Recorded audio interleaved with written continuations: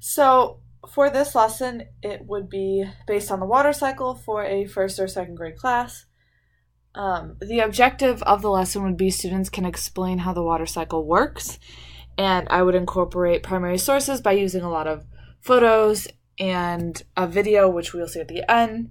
So I would explain to them how the water cycle works.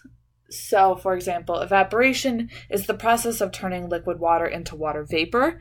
And then this picture really shows how evaporation works. It basically just shows that the ocean water is being sucked up by the sun, and the action of being sucked up by the sun is the actual evaporation. And then the students would have to understand that after that water was sucked up, it would turn into condensation, which is when the water vapor gets turned into water droplets.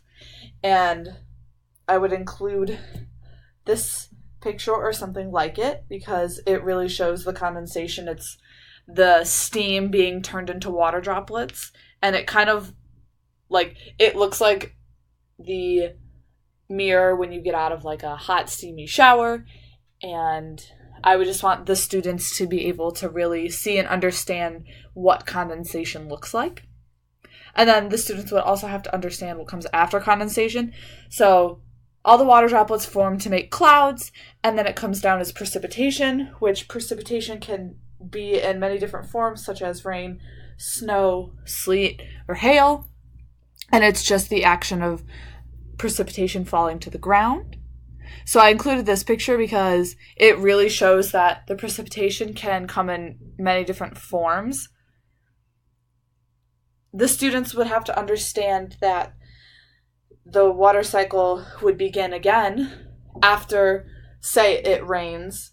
The sun would eventually heat up the water in, we'll say, the ocean, and that ocean water would evaporate, turn into condensation, precipitate. It's just this constant cycle.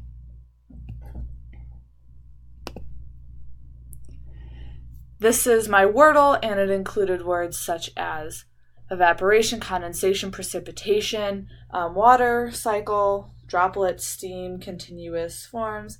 All of the words are words that they should know and be able to apply to the water cycle, because if it's not the actual word of the process of the water cycle, it is in the definition of one of those words. And then I would include this video because it is a fun way to get the students to sing about the water cycle and learn about it, and it's kind of catchy. The water cycle takes the water and moves it up and down and all around the earth. The water cycle takes the water and moves it up and down and all around the earth. The water cycle takes the water and moves it up and down and all around the earth. The water cycle takes the water and moves it up and down and all around the earth. Evaporation comes when the heat from the sun warms up all the groundwater, then it turns to water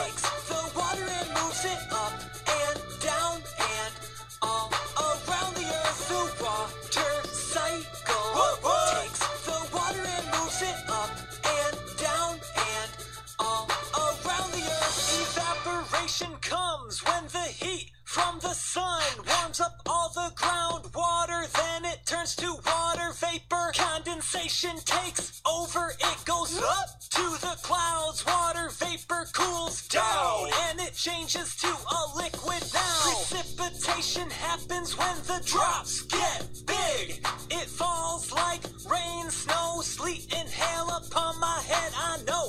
It's the water cycle happening again. Evaporation, condensation, precipitation. The water cycle takes the water and moves it up and down and all around the earth. The water cycle takes the water and moves it up and down and all around the earth. The water cycle takes the water and moves it up and down and all around the earth. The water cycle takes the water and moves it up and down and all around the earth.